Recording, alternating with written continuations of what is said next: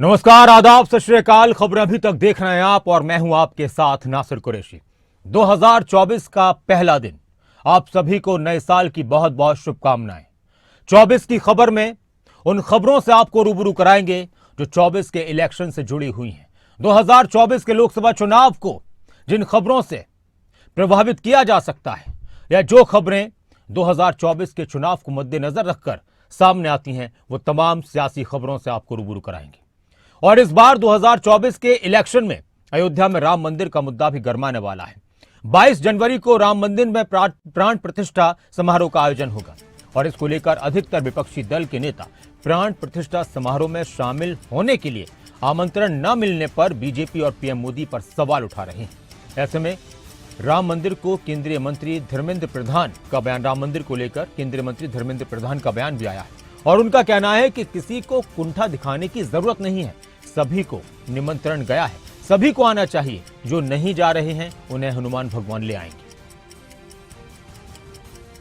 ये तो राम की ही कहानी है, राम की ही रचना है। राम के ऊपर कोई नहीं है, किसी को कुंठा दिखाने की जरूरत नहीं है, सभी को निमंत्रण गया है, सभी लोग आना चाहिए। जो नहीं जा रहे हैं सर, उनको क्या कहेंगे? जो नहीं जा रहे हैं उनको हनुमान जी ले आएंगे। देखिए, ये तो राम की ही कहानी है, राम की ही रचना है। राम के ऊपर कोई नहीं है, किसी को कुंठा दिखाने की जरूरत नहीं है, सभी को निमंत्रण गया है, सभी लोग आना चाहिए। जो नहीं जा रहे हैं सर, उनको क्या कहेंगे? जो नहीं जा रहे हैं उनको हनुमान जी ले आएंगे।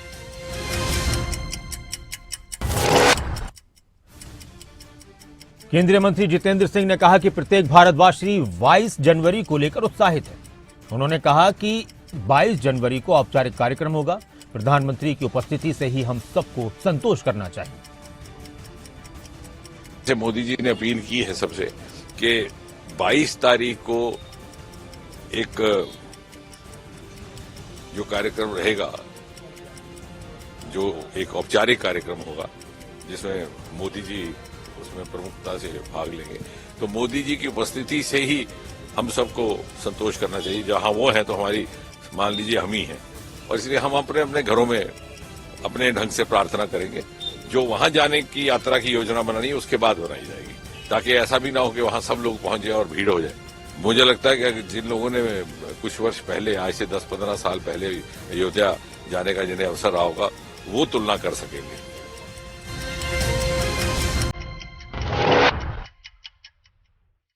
वहीं उत्तर प्रदेश के उप मुख्यमंत्री केशव प्रसाद मौर्य ने कहा कि एक तरफ 22 जनवरी 2024 को भगवान श्री रामलला 500 साल बाद अपने जन्म स्थान पर विराजमान होंगे। प्रधानमंत्री मोदी के सत्ता में आने के बाद वर्षों का संघर्ष सफल हुआ है। भगवान श्री रामलला अपने जन्म स्थान पर 500 साल बाद विराजमान होंगे और यह खुशियों का जो अवसर आया है, यह ऐतिहासिक है, अलौकिक है, अद्भुत है। प्रधानमंत्री माननीय नरेंद्र मोदी जी के सत्ता में आने के बाद वर्षों का संघर्ष सफल हुआ है और एक बहुत बड़ी समस्या जो केवल आजादी के बाद की ही समस्या नहीं, आजादी के पहले से, 500 साल से पहले से थी, उसका अयोध्या में राम मंदिर के उद्घाटन को लेकर जोर शोर से काम जारी है। 22 जनवरी को राम मंदिर के गर्भगृह में रामलला की मूर्ति की प्राण प्रतिष्ठा की जाएगी, तो वहीं विपक्ष लगातार सरकार पर निशाना भी साध रहा है। कांग्रेस नेता उदित राज के बयान पर केंद्रीय मंत्री मीनाक्षी लेखी ने पलटवार किया। उन्होंने कहा कि मैं पंक्ति दोहराऊंगी कि बुद्धिहीन तनु जानिके सुमिरो पवन कुमार बल बुद्धि विद्या देहु मोहि हरऊ कलेश विकार। वही पंक्ति दोहराना चाहूंगी, बुद्धिहीन तनु जानिके सुमिरो पवन कुमार बल बुद्धि विद्या देहु हरू कलेश विकार। तो सबके मनों के कलेश और विकार दूर करे ईश्वर, इसी की प्रार्थना है। मैं अपनी वही पंक्ति दोहराना चाहूंगी, बुद्धिहीन तनु जानिके सुमिरो पवन कुमार बल बुद्धि विद्या देहु हरू कलेश विकार। तो सबके मनों के कलेश और विकार दूर करे ईश्वर, इसी की प्रार्थना है। मैं अपनी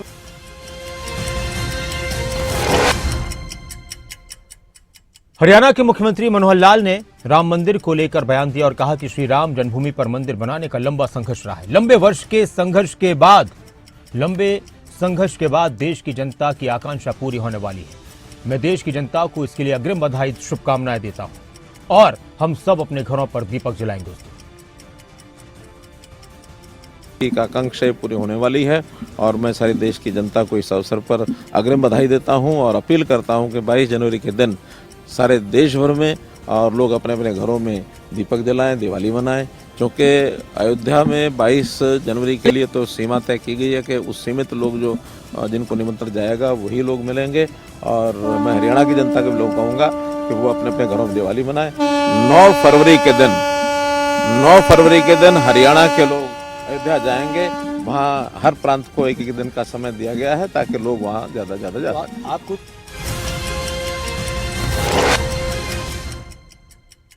बिहार में एक बार फिर से वार पलटवार का दौर तेज हो चुका है। एक तरफ नीतीश कुमार अपनी पार्टी के अध्यक्ष बने, उसको लेकर विरोधी पार्टियों की तरफ से उन पर निशाना साधा जा रहा है, तो दूसरी तरफ अब राजद सुप्रीमो लालू यादव के बेटे और बिहार सरकार में मंत्री तेज प्रताप यादव ने प्रधानमंत्री नरेंद्र मोदी पर निशाना साधा है। उन्होंने पीएम के दीपोत्सव मनाने के बयान को लेकर मीडिया में बयान दिया। उन्होंने 22 जनवरी को प्रधानमंत्री नरेंद्र मोदी द्वारा दीपोत्सव मनाने के आह्वान पर बोलते हुए कहा कि जब केंद्र में इंडिया महागठबंधन का झंडा लहराएगा तभी राम घर आएंगे। तेज प्रताप यादव के इस बयान के बाद से फिर से सियासी वार पलटवार का दौर शुरू हो गया है। इंडिया महागठबंधन का ध्वजा लहराएगा उसी दिन राम घर आएंगे। इंडिया महागठबंधन का ध्वजा लहराएगा उसी दिन राम घर आएंगे। इंडिया महागठबंधन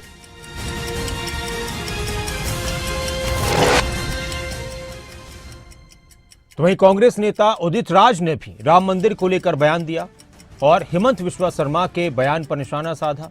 जो उन्होंने वर्णों को लेकर बयान दिया था उस पर उन्होंने क्या कुछ कहा वो भी सुनिए।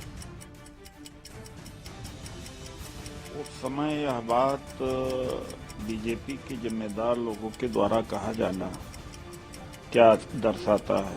हेमंत बिस्वा शर्मा ने कहा कि शूद्रों का कार्य है ब्राह्मण क्षत्रिय वैश्य की सेवा करना। एक्स पर उन्होंने लिखा तो हमने जब उनसे सवाल किया कि कि इनकी क्या मंशा है तो डिलीट करके भाग गए।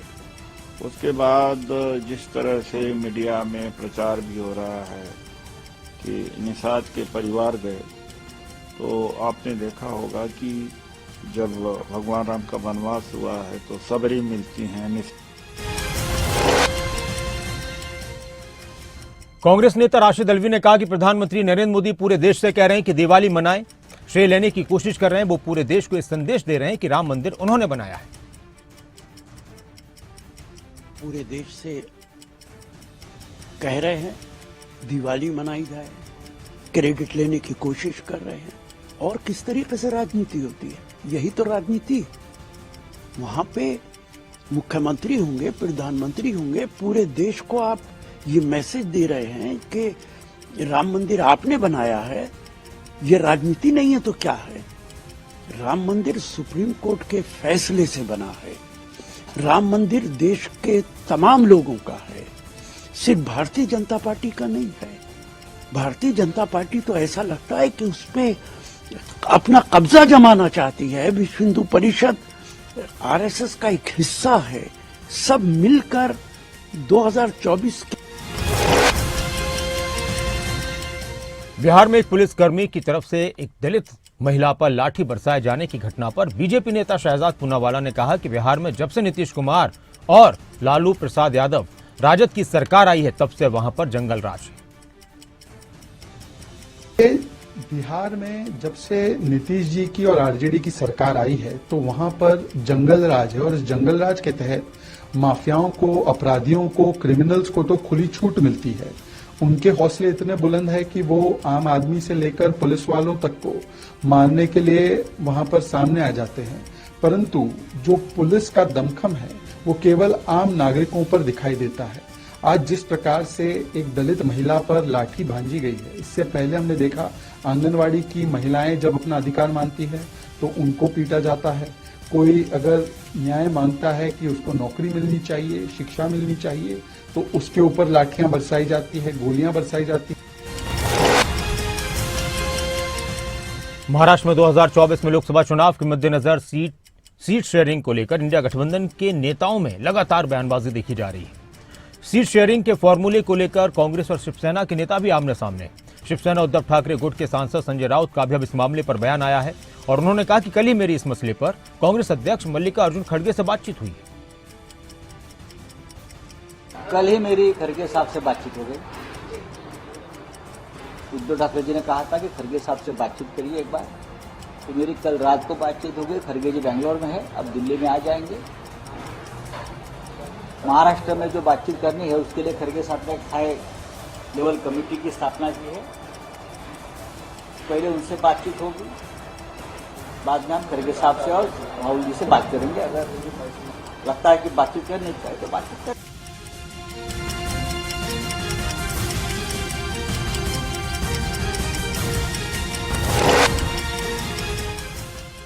विपक्षी दलों के एकजुट होने के बाद अब उनके सामने सबसे बड़ी समस्या सीट शेयरिंग को लेकर ही है कि लोकसभा चुनाव में कौन सी पार्टी किस राज्य में कितनी सीटों पर चुनाव लड़ेगी। Indian national developmental inclusive alliance गठबंधन में शामिल यानी इंडिया गठबंधन में शामिल हर दल बढ़ा चढ़ाकर सीटें मांग रहा है। ऐसे में प्रधानमंत्री नरेंद्र मोदी और एनडीए की सरकार को हराने की विपक्ष की मंशा पर भी बहुत सारे सवाल उठ रहे हैं। विरोधियों की तरफ से निशाना साधा जा रहा है। सीटों के बंटवारे पर विपक्षी दलों के नेताओं का कहना है कि बहुत जल्द ही सारी बातें स्पष्ट हो जाएंगी। वहीं सीट शेयरिंग पर एनसीपी सांसद सुप्रिया सुले ने कहा कि 15 दिन पहले ही दिल्ली में सोनिया गांधी, उद्धव ठाकरे और शरद पवार की मीटिंग हुई है। उस मीटिंग में सीट शेयरिंग की बात काफी साफ तरीके से हुई। शायद आपको लग रहा हो, हमें इंटरनली कोई कंफ्यूजन नहीं है। एक 15 दिन पहले दिल्ली में माननीय सोनिया जी, माननीय उद्धव जी और आदरणीय पवार साहब की एक मीटिंग हुई थी। उसमें सीट शेयरिंग की बहुत सारी बातें। बिहार बीजेपी के अध्यक्ष सम्राट चौधरी ने नीतीश कुमार पर और इंडिया गठबंधन पर निशाना साधा। बिहार से बाहर नीतीश कुमार की रैली के सवाल पर कहा कि पहले बिहार को नीतीश कुमार संभालें और फिर अन्य राज्यों की बात करें। इसके साथ ही उन्होंने इंडिया गठबंधन पर निशाना साधते हुए कहा कि बीजेपी इंडी गठबंधन को हराने के लिए है और 2024 में वो एक भी सीट नहीं जीतेंगे। 2024 बीजेपी के लिए स्वर्णिम काल रहेगा। आज तक के सारे रिकॉर्ड टूट जाएंगे। क्या फर्क पड़ता है, मिले, कोई दिक्कत नहीं है। जिसको सरकार बनानी है बनाए। कौन कह रहा है? इंडी गठबंधन के लोगों को हराने के लिए भाजपा बैठी है और 2024 में खाता नहीं खोलने दिया जाएगा बिहार की जनता के आशीर्वाद से। स्वर्णिम काल रहेगा, आज तक का सारा रिकॉर्ड टूटेगा। तो बिहार सरकार पर सम्राट चौधरी का निशाना और 2024 को बीजेपी के लिए उन्होंने स्वर्णिम काल बताया। तो वहीं बीजेपी सांसद सुशील कुमार मोदी ने भी इंडिया गठबंधन को लेकर निशाना साधा और कहा कि वो लगातार सनातन धर्म पर हिंदू धर्म को अपमानित करने का काम कर रहे हैं। तो ये जो इंडी गठबंधन के लोग हैं, वो चाहे फतेह बहादुर हो या चंद्रशेखर हो या दयानिधि मारन हो या उदयनिधि हो या स्वामी प्रसाद मौर्य हो, ये लोग लगातार सनातन पर हमला कर रहे हैं और लोग हिंदू धर्म को अपमानित करने का काम कर रहे हैं। इनको ये हिम्मत नहीं है कि क्रिश्चियनिटी या इस्लाम के बारे में एक शब्द बोल सके, कि हिंदुओं को कमजोर समझते हैं, हिंदुओं को बंटे हुए समझते हैं और सिर्फ जो मन में आता है ये हिंदू देवी देवताओं के बारे में बोलते रहते हैं। और कल तो स्वयं प्रधानमंत्री जी ने सावित्रीबाई फुले की प्रशंसा करते हुए और उनके बारे में विस्तार से कहा था। सावित्रीबाई फुले की तुलना। रक्षा मंत्री राजनाथ सिंह ने कहा कि हम भारत का विकास तो चाहते हैं, लेकिन भारत की सांस्कृतिक चेतना की कीमत पर नहीं। हम भारत का विकास भारत की चेतना की कीमत पर नहीं चाहते। भारत की जो सांस्कृतिक चेतना है उसे हम किसी भी कीमत पर समाप्त नहीं होने देंगे। इस समय सारी हम लोगों की योजनाएं चल रही हैं कि 27 प्रारंभ होते ही हमारा भारत और इसकी अर्थव्यवस्था दुनिया की टॉप 3 इकोनॉमीज में आकर खड़ी हो जाए और 2047 तक दुनिया की टॉप इकोनॉमी बनकर भारत खड़ा हो जाए। यही हम लोगों की कोशिश है। 22 जनवरी को उसकी प्राण प्रतिष्ठा होगी। हमारे प्रधानमंत्री आदरणीय मोदी जी वहां जाएंगे, उसके यजमान होंगे। राम मंदिर का ये जो मुद्दा है, अगले जो निर्वाचन उसमें प्रभाव पड़ेगा? नहीं, ये हमारा राजनीतिक मुद्दा नहीं है, वोट हासिल करने का मुद्दा नहीं है। राम जन्मभूमि का मुद्दा है, ये हमारा एक सांस्कृतिक मुद्दा है। केंद्रीय रेल मंत्री अश्विनी वैष्णव ने कहा कि पश्चिम बंगाल में रेलवे के विकास के लिए प्रधानमंत्री नरेंद्र मोदी ने बहुत प्रयास किए हैं। पीएम बनने के बाद मोदी जी ने पश्चिम बंगाल के रेलवे विकास के लिए कोष आवंटन तेजी से बढ़ाया। बंगाल में रेलवे के डेवलपमेंट के लिए प्रधानमंत्री श्री नरेंद्र मोदी जी ने बहुत प्रयास किए हैं। आप देखिए 2014 में जिम्मेदारी संभालते ही प्रधानमंत्री श्री नरेंद्र मोदी जी ने वेस्ट बंगाल के रेलवे डेवलपमेंट के लिए फंड्स का एलोकेशन एकदम तेजी से बढ़ाया। आप देखिए 2009 से 2014 में जो एवरेज एलोकेशन 4,308 करोड़ होता था, 4,380 करोड़ होता था, आज मोदी जी ने वेस्ट बंगाल के लिए 11,970 करोड़ रुपीस का रेलवे के लिए, रेलवे डेवलपमेंट के लिए एलोकेशन किया। अब इसमें बहुत सहयोग चाहिए होता है। राजस्थान में मंत्री का पदभार संभालने के बाद राज्यवर्धन राठौर ने कहा कि विभाग कोई भी हो, हम पूरी तरह से सरकार चलाना चाहते हैं और सरकार चलाएंगे। अधिकारियों, कर्मचारियों और हम सभी की जिम्मेदारी है कि राजस्थान की जनता की सेवा करें। देश की सरकार प्रधानमंत्री मोदी जी के नेतृत्व में, उनके दिशा निर्देश में, उनके आशीर्वाद से हमारी संपूर्ण लीडरशिप, नड्डा जी, अमित शाह जी, राजनाथ जी और हमारे मुख्यमंत्री भजनलाल जी, उन सब के नेतृत्व में राजस्थान के लिए अगले 5 साल में खूब दम खम पूरी जान से राजस्थान का उत्थान करना है। हमें एक एक राजस्थान के गांव के निवासी के घर तक हमें सुविधाएं पहुंचानी है और उनको मजबूत करना है। डिपार्टमेंट कोई सा भी हो, लेकिन पूरी जिम्मेदारी के साथ सरकार। हरियाणा के मुख्यमंत्री मनोहर लाल ने कहा कि चुनावी साल होना न होना हमारे लिए इतना महत्व नहीं रखता, क्योंकि हम कर्म करने वाले लोग हैं और लगातार कर्म करते हैं। चुनावी वर्ष होना न होना हमारे लिए इतना बड़ा महत्व नहीं रखता है, क्योंकि हम कर्म करने वाले लोग हैं और लगातार कर्म करते हैं। कष्ट अगर इस पिछले सत्र का है तो वो कोविड के समय का है कि 2 वर्ष हमारे खराब हो गए और जो काम हम यानी कम काम हुआ और जनता की सेवा जितनी होनी चाहिए उतनी नहीं हो पाई। फिर भी कोविड जैसी बीमारी को जिस बढ़िया खूबसूरत ढंग से देश के प्रधानमंत्री जी के नेतृत्व में सारे देश भर में और जिसको मुकाबला करके उससे निजात पाई है, वो भी अपने आप में बड़ी उपलब्धि रही है। और निश्चित रूप से जनता की सेवा हम आगे करते रहेंगे। चुनाव हर 5 वर्ष बाद आता है और चुनाव भी कोई ऐसा विषय नहीं है कि इसको अब हमको बहुत अच्छा अनुभव हो गया है पूरे देश भर में। आज भारतीय जनता पार्टी इन्हीं चुनाव में लोकतंत्र। तो वहीं हरियाणा के नेता प्रतिपक्ष भूपेंद्र सिंह हुड्डा ने कांग्रेस की तैयारियों को लेकर कहा कि चुनाव के लिए तैयार है और सरकार पर भी निशाना साधा। के आधार पर मैं कह रहा हूँ, लोग मन बना चुके हैं, छत्तीस बरादरी मन बना चुके हैं कि 2024 में कांग्रेस की सरकार बनेगी, क्योंकि इस मौजूदा सरकार से हर वर्ग विमुख हो चुका है। ये सरकार का काम ही है किसके ऊपर लाठीचार्ज करे। सरपंच जाए अपनी बात रखें, उन पे लाठीचार्ज, गेस्ट टीचर जाए उनके ऊपर लाठीचार्ज, आंगनबाड़ी जाए उनके ऊपर लाठीचार्ज। ये सरकार लाठी से और गोली से सरकार चलानी चाहती है। प्रजातंत्र में लाठी गोली से सरकार नहीं चला करती है, लोगों का दिल जीतने से सरकारें चलती हैं। हो गया ना, हो गया। जो प्रदेश प्रति व्यक्ति आय, प्रति व्यक्ति निवेश, नौकरी देने में, कानून व्यवस्था में, खेल खिलाड़ियों में नंबर 1 था, आज नंबर 1 की चीज में है प्रदेश। मेरे आंकड़े नहीं है, ये सरकारी आंकड़े हैं। बेरोजगारी में मुख्यमंत्री मनोहर लाल दिल्ली से चंडीगढ़ पहुंचे रेल के जरिए, और इस दौरान मुख्यमंत्री ने कहा कि सरकार की जो भी योजनाएं चल रही हैं वो लोगों तक पहुंचाने का वर्ष है, क्योंकि सरकार का 5वां साल शुरू हुआ है और इस साल खासतौर पर प्रदेश में सरकारी नौकरियों की प्रक्रिया शुरू हुई है। वर्षों में जो भी कुछ किया है उसकी ज्यादा डिलीवरी इस वर्ष में हो, ऐसा हमारा प्रयत्न रहेगा। विशेष तौर पर जो हमारी जो नौकरियां हैं, अभी जो स्टाफ सिलेक्शन कमीशन में जिसका प्रोसेस शुरू हो गया है, चाहे वो ग्रुप सी की हैं चाहे ग्रुप डी की हैं, लगभग 60,000 युवकों को ये नौकरियां मिलने वाली हैं।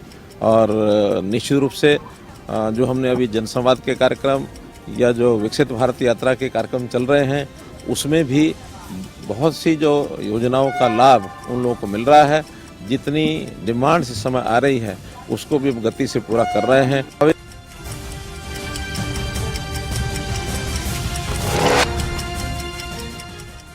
2024 के लोकसभा चुनाव से पहले हिमाचल सरकार ने हाटी समुदाय को लेकर एक बड़ा फैसला लिया है। हाटी समुदाय को अब अनुसूचित जनजाति का दर्जा मिल गया है।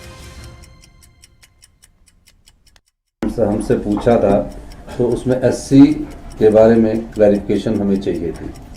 लॉ डिपार्टमेंट ने जब कुछ ऑब्जेक्शंस रेज किए, हमने सितंबर में हाटी के बारे में क्लैरिफिकेशन भारत सरकार को भेजी और समय समय पर मेरी इस मामले में गृह मंत्री जी से भी बातचीत होती रही। मुझे खुशी है जो हाटी समुदाय के लोग हमारे क्षेत्र में रहते हैं, उसमें परसों रात को हमको ये फैसला हमारे पास आया और हमने उस फैसले को विस्तृत पढ़ा और आज जैसे ही तत्काल हमारा ऑफिस खुला, हमारी कैबिनेट ने हाटी समुदाय को एसटी का दर्जा देने की अधिसूचना जारी कर दी है।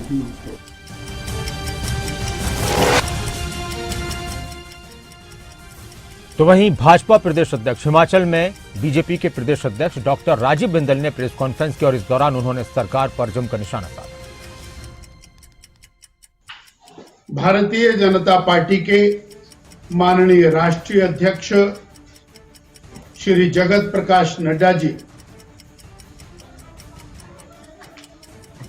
5 जनवरी को सोलन पधार रहे हैं। उनका आगमन मध्य प्रदेश, राजस्थान और छत्तीसगढ़ में प्रचंड जीत के बाद पहली बार शिमला संसदीय क्षेत्र में हो रहा है।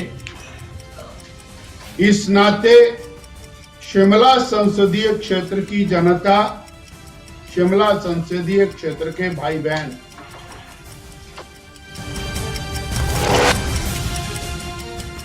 उत्तराखंड के मुख्यमंत्री पुष्कर सिंह धामी ने कहा कि नए साल में भी आने वाली चुनौतियों को पार कर लिया जाएगा। पिछले समय में जितनी चुनौतियां रही हैं उन सबको आम जनता के आशीर्वाद और प्रधानमंत्री नरेंद्र मोदी के दिशा निर्देशन में पार किया था।